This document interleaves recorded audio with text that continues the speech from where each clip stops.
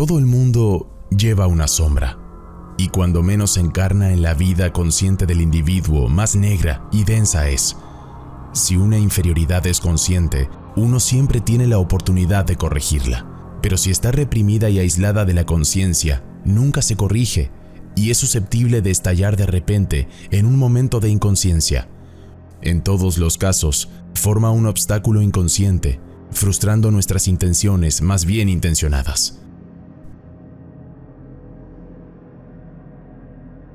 Decía Carl Jung en su obra Arquetipos del inconsciente colectivo, el encuentro con uno mismo es al principio al encuentro con la propia sombra. La sombra es un pasadizo estrecho, una puerta angosta, de cuya dolorosa constricción no se libra nadie que descienda al pozo profundo.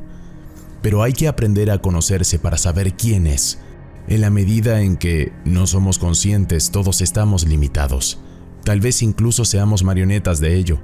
Nuestros miedos reprimidos, nuestros traumas, nuestros prejuicios, incluso nuestro potencial desaprovechado, acechan en la oscura parte inconsciente de nuestra psique e influyen en nuestros pensamientos y acciones. Esta oscura parte inconsciente de la psique, que Carl Jung llamó la sombra, es una de las piezas más duraderas de su legado filosófico. Pero también es increíblemente incomprendida y difícil de hacer tangible para tomar medidas reales. Es como si te dijeran ahora mismo, necesitas hacer algo de trabajo de sombra. ¿Qué es exactamente lo que haces? Es como un acertijo, es como un koan zen. ¿Cómo trabajas con algo de lo que no eres consciente? Dicho esto, se puede hacer y es de vital importancia para dar sentido a la condición humana. Saber quién eres, sanar, alcanzar tu potencial sin explotar o, como Jung prefería decirlo, alcanzar una especie de plenitud psicológica. Así que en este video vamos a adentrarnos en los desconocidos territorios oscuros de tu psique para arrojar luz sobre ellos, explorarlos desde múltiples ángulos y descubrir cómo podemos trabajar realmente con ellos. Pero primero, ¿qué es exactamente la sombra? La sombra, en abstracto, es simple. Es la parte oscura de nuestra psique de la que no somos conscientes, el lugar desconocido e inconsciente del que emanan prejuicios, traumas, heridas no curadas y también un gran potencial. Como en la mayoría de las reflexiones de Jung, puede ser difícil dar una definición exacta de la sombra, pero este pasaje del gran analista junguiano Robert Johnson da en el clavo y resume muy bien muchos de sus puntos clave. La sombra es la suma total de todas las cualidades desagradables que nos gustaría ocultarnos a nosotros mismos y a los demás. Cobardía, pereza, egoísmo, avaricia, etc. Representa el lado oscuro del ego, el aspecto de nosotros mismos que no queremos reconocer ni afrontar, pero cuando negamos la existencia de la sombra, esta tiende a hacerse más poderosa y a tomar el control de nuestras vidas. Un punto que no cubre exactamente aquí es que la sombra no es todo negativo. Este es un punto muy importante que Jung a menudo enfatizaba. Incluso en la opinión de varios psicólogos y terapeutas de una persuasión junguiana, en realidad no les gusta mucho el término sombra porque es inherentemente oscuro. Pero sobre el punto del que la sombra no es del todo negativa, encontramos algo interesante del psicólogo James Hillman. Conocer la propia sombra es estar en casa en la oscuridad del yo, que es donde se almacenan la creatividad y los tesoros ocultos. ¿Qué queremos decir con esto de que no todo en la sombra es negativo? Hagamos un paralelismo mitológico. De la misma manera que un héroe puede sumergirse en un bosque oscuro y superar los colmillos y garras de varios monstruos, también puede encontrar enemigos, tesoros y en última instancia a sí mismo. Encontrar su propósito en esta oscuridad, por supuesto teóricamente, suena maravilloso, suena romántico. ¿Quién no querría hacer esto? Pero en realidad esto es cualquier cosa menos práctico, requiere salirse de los caminos trillados de la vida. Como dice Jung, instintivamente nos resistimos a probar el camino que conduce a través de la oscuridad y las tinieblas. Solo queremos oír hablar de resultados inequívocos y olvidamos por completo que estos resultados solo pueden producirse cuando nos hemos aventurado en la oscuridad y hemos salido de ella. Así que, desenredar este camino de oscuridad sin resultados seguros, esta es la sombra, este es el territorio psíquico desconocido que tenemos que encontrar una manera de atravesar si queremos un verdadero crecimiento, una verdadera sanación, esa plenitud de la que Jung siempre habla. En esta cita Jung está tratando de ilustrar que no hay trabajo para esto, que no hay reemplazo para sumergirse personalmente, quizás dolorosamente, en las partes oscuras de tu propia mente. Así que la pregunta es, ¿Por qué hacerlo? ¿Por qué pasar por todo esto? ¿Qué nos espera al otro lado? La respuesta es polifacética. Imagina estar libre de, o más realísticamente, menos bajo la influencia de todas estas fuerzas invisibles en tu mente. Imagina ver a través de tus prejuicios, sanar tus debilidades, encontrar fortalezas ocultas. Imagina cómo mejoraría tu confianza, lo curativo que puede ser. En cierto modo, esto es ver a través de la Matrix, la verdadera Matrix, la Matrix de las limitaciones de tu mente. Hacer el trabajo de la sombra es una parte indispensable para alcanzar este lugar de claridad. Dicho esto, el objetivo general del trabajo de la sombra no es ser convencionalmente exitoso. Esto no se trata de éxito convencional. De hecho, este trabajo puede llevarte fuera del camino trillado. Hay numerosas historias de personas, historias sobre dejar trabajos o personas que se desviaron de sus carreras para hacer un profundo trabajo interno, porque sentían que los aros por los que saltaban, los logros de sus carreras estaban vacíos, no satisfacían algo profundo en sus almas. El profesor Robert Waldinger de Harvard se ordenó como maestro Zen Roshi, porque todo este conocimiento empírico que estaba acumulando no estaba rascando esa profunda comezón existencial, no estaba calmando ese retorcimiento existencial. Entonces, ¿qué hay para nosotros? Creo que la respuesta más importante que Jung daría es nuestras almas. Este es el trabajo de descubrir el alma, de convertirse en quien realmente eres, entender quién eres realmente y volverte un poco más completo. Es interesante cómo Jung caracteriza este tipo de maduración en esta línea del libro rojo. Deberíamos crecer como un árbol que tampoco sabe de su ley. Sin embargo, nos atamos a intenciones, sin tener en cuenta el hecho de que la intención es limitación e incluso exclusión de la vida. Creemos poder aclarar una oscuridad con una intención y con ello pasamos por alto la luz. ¿Cómo podemos atrevernos a querer saber por anticipado de dónde nos vendrá la luz?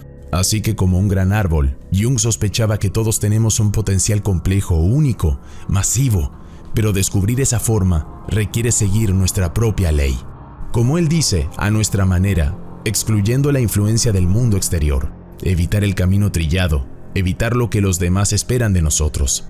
La primera parte importante para alcanzar este gran potencial único que todos tenemos es exactamente de lo que estamos hablando. Es descubrir e integrar la sombra y de nuevo, si podemos profundizar en nuestra propia psique, en esos territorios oscuros, tendremos una comprensión más completa de nuestras fortalezas, nuestros prejuicios, nuestras debilidades y nuestras limitaciones. Carl Jung habla de dos tipos de sombras, la sombra personal, el lado oscuro desconocido de nuestra personalidad, y la sombra colectiva, el lado oscuro desconocido de la sociedad. Empezando por la sombra personal, Jung la llama lo que una persona no desea ser. Representa atributos y cualidades del ego desconocidos o poco conocidos. Es la suma de todas esas cualidades desagradables que nos gusta ocultarnos a nosotros mismos. La sombra contiene inferioridades que todo el mundo tiene, pero que prefiere no conocer, por parecer débiles, socialmente inaceptables o incluso malvadas. La sombra es más viable cuando uno está preso de la ansiedad u otras emociones, bajo los efectos del alcohol, etc. Uno puede soltar de repente un comentario hostil durante una conversación amistosa. Cuando no queremos asimilar lo que despreciamos, lo proyectamos en los demás. Es posible que uno conozca su sombra y sea parcialmente consciente de ella, es decir, que esté bajo el control del ego. Muchas personas, sin embargo, se niegan a reconocer su sombra tan completamente que el ego ni siquiera es consciente del comportamiento de la sombra y por lo tanto no tiene ninguna posibilidad de controlarla. En estas condiciones la sombra es autónoma y puede expresarse en estados de ánimo inexplicables, irritabilidad y crueldad. A lo largo de sus escritos, Jung se refiere a la importancia de desarrollar la conciencia de la sombra en psicoterapia y sus proyecciones en la vida del individuo. Como hemos dicho antes, aunque la sombra suele percibirse como algo negativo, también puede ser positiva.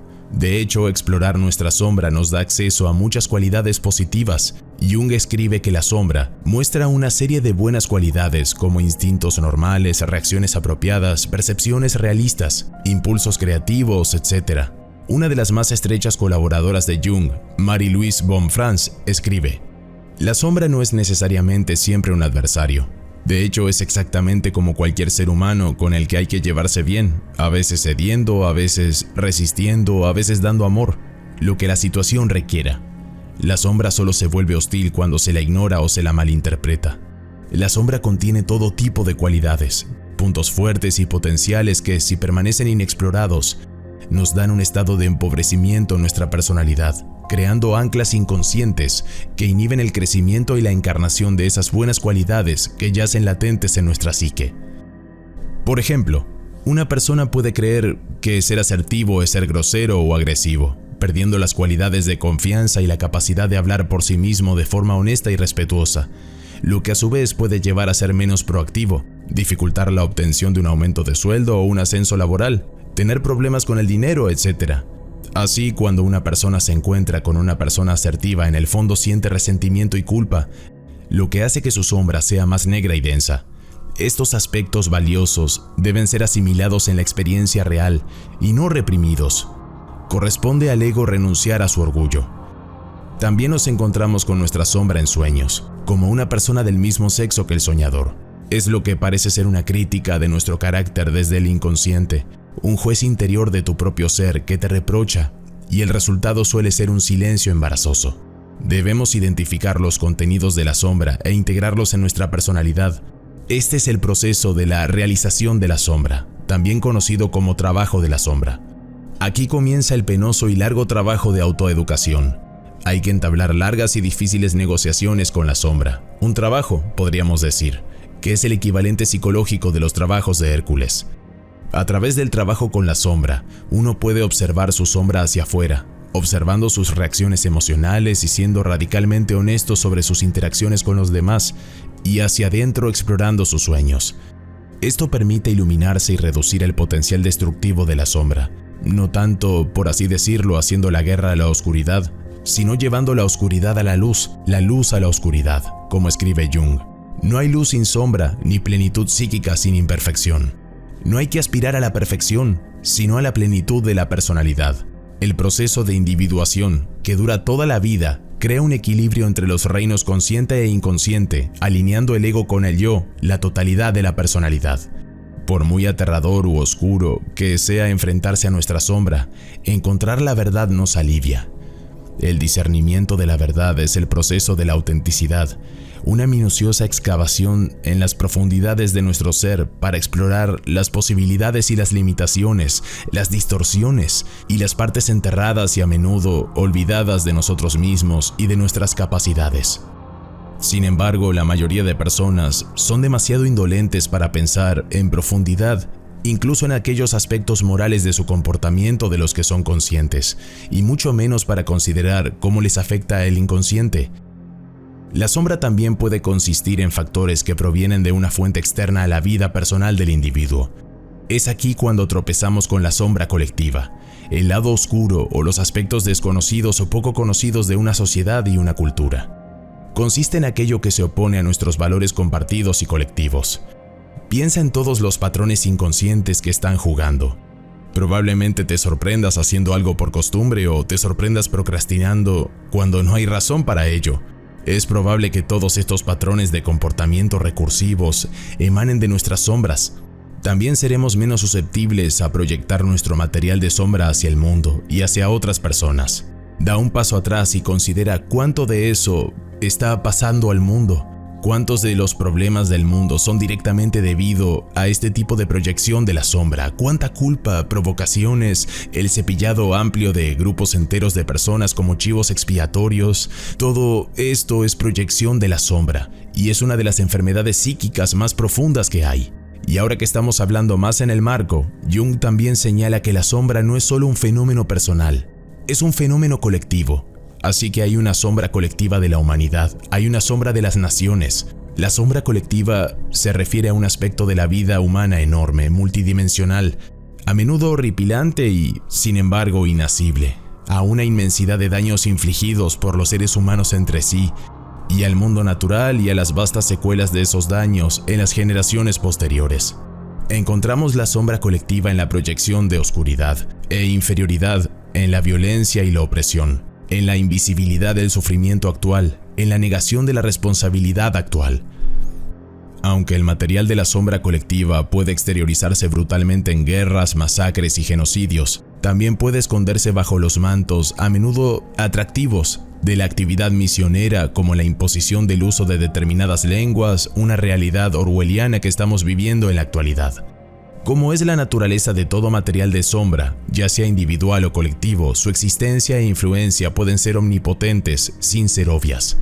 La sombra colectiva se manifiesta exteriormente en atrocidades, persecución, sufrimiento físico, enfermedad, pobreza, malnutrición, alcoholismo, crimen, muertes de culturas, etc.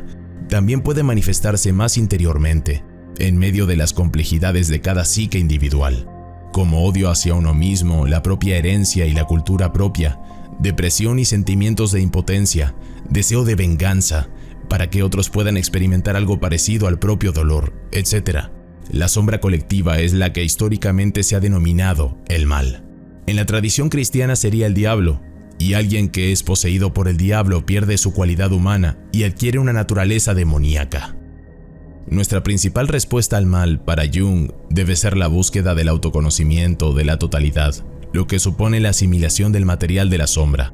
Dice Carl Jung en Recuerdos, Sueños, Reflexiones, capítulo 12, Pensamientos tardíos: el individuo debe saber implacablemente cuánto bien puede hacer y de qué crímenes es capaz. Cuando existe una cuestión conocida en una sociedad determinada, se puede hablar de una cuestión en la sombra si existen pruebas de negación, proyección y falta de asunción de responsabilidades individuales y colectivas. Por lo tanto, asumir responsabilidades moral, política y espiritualmente es especialmente crucial. La valentía con la que cargamos con nuestra oscuridad libera a los demás de tener que cargar con ella por nosotros. Por ejemplo, para responder a ejemplos de sufrimiento histórico masivo, guerras, genocidios, holocaustos, opresión generalizada, etc., cuyos efectos persisten. Como seres humanos tenemos mucho que aprender en ese sentido.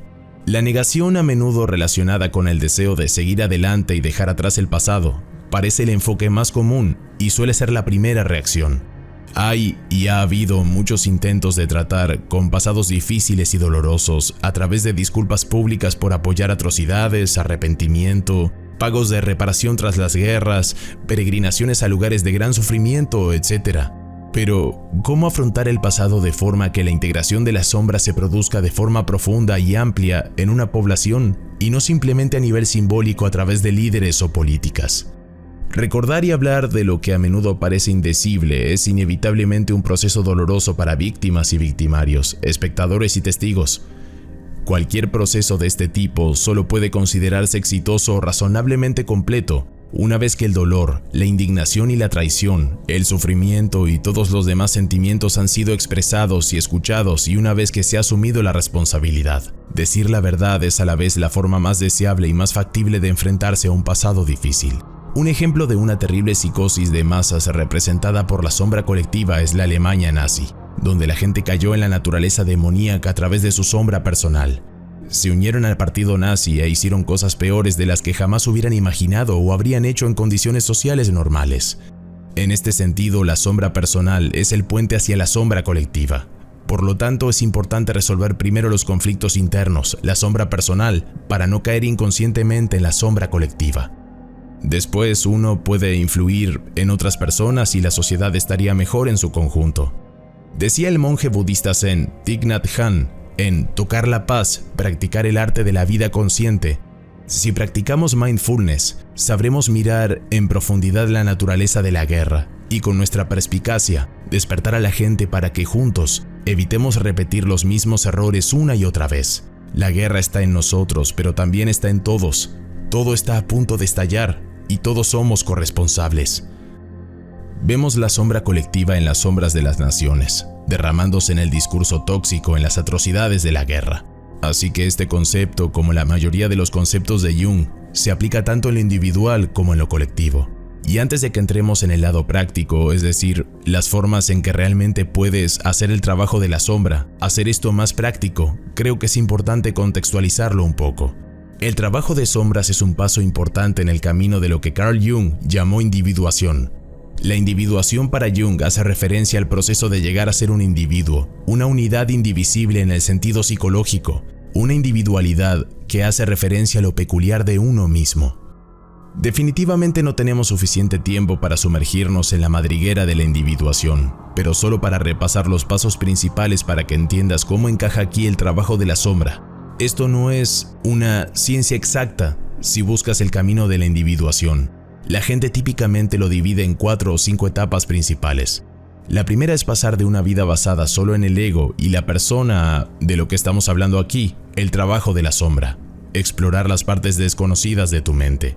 La segunda parte principal es encontrar e integrar el ánima o el animus, la parte femenina o masculina de tu psique, y luego simbólicamente un encuentro con el Senex, o el arquetipo del viejo sabio, y finalmente, fusionarlo todo en esta totalidad, e identificarse más con lo que Jung llamó el capital como yo, que es más como una mente colectiva.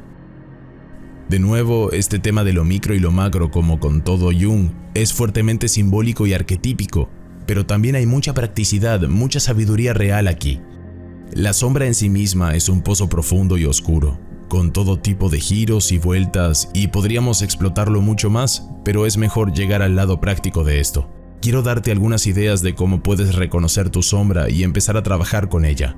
Para que esto pase de un concepto casi mitológico e intangible a una realidad, una verdadera evolución personal, lo siguiente viene de un cóctel de cosas planteadas por Jung, por otros analistas jungianos como Mary Louise von Franz, Robert Johnson y James Hillman.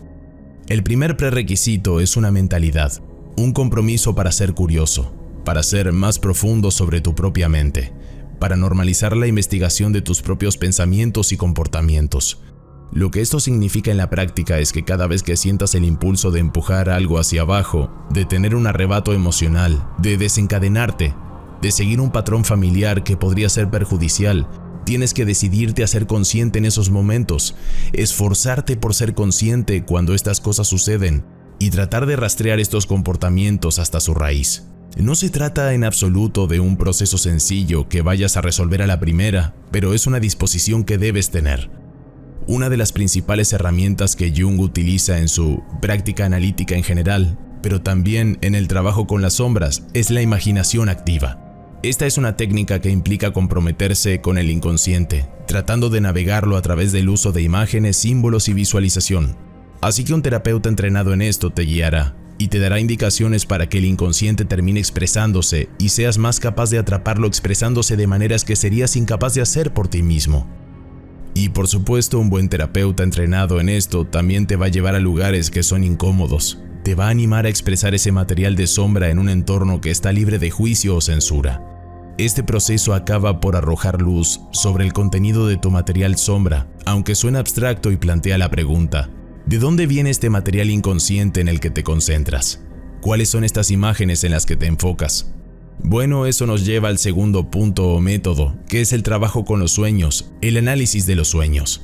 Jung y muchos terapeutas creen que los sueños contienen información importante del inconsciente, incluyendo información sobre la sombra.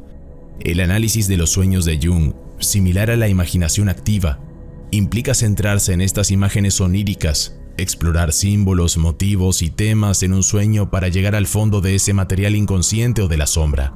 Digamos que tienes un sueño con figuras extrañas, un fuerte miedo u otras emociones, tal vez una sensación de gran poder que normalmente no tienes. Escuché la historia de alguien que solía tener un sueño recurrente acerca de estar en lo que se sentía como un lugar embrujado que contiene algún tipo de figura oscura en ella, y que era una especie de sincronicidad porque esto es en realidad un sueño clásico de la sombra. Este es un sueño clásico que puede ser tu sombra tratando de llegar simbólicamente a la parte consciente de tu mente. Pero el punto es que en cualquiera de estos ejemplos hay algo. Hay toda una reserva de información, hay todo un sistema de raíces de información inconsciente dentro y debajo de esa imagen de sueño. Y una vez más, esto nos lleva al método número 3, que implica capturar esta información, y es algo que haces regularmente en un diario. Este método es sobre el diario, y esto incluye el diario de los sueños. De hecho, si estás haciendo cualquier tipo de trabajo con un terapeuta junguiano o un terapeuta entrenado en este método, o simplemente estás tratando de seguir el tipo de trabajo de los métodos de Jung en general, definitivamente vas a querer mantener un diario de tus sueños, porque necesitas capturar estas imágenes oníricas. Necesitas capturar estas transmisiones del inconsciente, y cuando haces esto, quieres hacerlo inmediatamente después de despertar, capturarlo con tanto detalle como sea posible. Incluso los pequeños detalles pueden terminar siendo importantes. Pero como se ha dicho, esto también incluye llevar un diario en general, porque con el tiempo, si haces un hábito de esto, de escribir pensamientos y sentimientos, empezarás a ver patrones emerger. Y siempre hay mucha sabiduría en los patrones. Siempre hay una oportunidad de profundizar en la mente, en el inconsciente, a través de los patrones que ves emerger en tu comportamiento y en tus emociones. Pero de nuevo tienes que ser real contigo mismo. No debes tener censura, tienes que estar dispuesto a entrar en tus miedos, dudas y prejuicios, todos estos territorios oscuros de los que hemos hablado, y también territorios positivos, si realmente quieres que el diario o este tipo de trabajo autodirigido te lleve a la sombra genuinamente. Si quieres sumergirte en el libro rojo, es muy estilizado y muy romántico, pero es definitivamente un vistazo cómo se puede hacer con arte y eficacia este tipo de trabajo contemplativo profundo de la sombra, a través de la escritura, a través del diario y a través del arte también. Y en esa nota, la creatividad y la autoexpresión definitivamente pueden ser una herramienta para hacer el trabajo inconsciente y el trabajo de la sombra también. El siguiente supongo que podría ser un complemento al diario, pero creo que merece tener su propio lugar, su propio número junto a él. Esta técnica es ingeniería de proyección inversa. De nuevo, la proyección es esencialmente la manifestación del material de la sombra, la proyección del material de la sombra en otras personas. Así que este método implicaría escribir o reflexionar sobre las veces que la gente te ha provocado, enfadado y tratar de volver a la raíz de eso. Como se ha mencionado antes, pero haciéndolo de una manera más formal. Explora honestamente qué es lo que te enfadó de esa persona, dónde está su origen. De hecho, toma nota de todas las cualidades y otras que no puedas soportar y trata de pensar de dónde viene eso en ti. Lo siguiente es la meditación, y la razón por la que creo que es efectiva cuando se trata del trabajo de la sombra es porque nos ayuda a cultivar un tipo de claridad en nuestras mentes en general. Nos permite estar más en sintonía con nuestro mundo interior para que podamos tener una visión más clara de las partes inconscientes de la mente. Puede que no sea totalmente posible ver claramente el inconsciente, pero incluso si podemos ganar un poco de resolución sobre de dónde vienen estas cosas o qué son estas emanaciones de material de sombra del inconsciente y cómo se manifiestan en nuestra mente consciente, eso es increíblemente valioso. ¿Y qué quiero decir con meditación? Obviamente la meditación puede tomar muchas formas, pero en este ejemplo estoy hablando de algo tan simple o tan difícil como tratar de ser testigo honesto de tus propios pensamientos. Por supuesto, puedes centrarte específicamente en las causas de la ansiedad, depresión o sentimientos negativos, estancamiento o, de nuevo, en momentos en los que te sientes extrañamente fuerte, extrañamente confiado, lo que sea. Eventualmente esto te llevará a algún proceso inconsciente.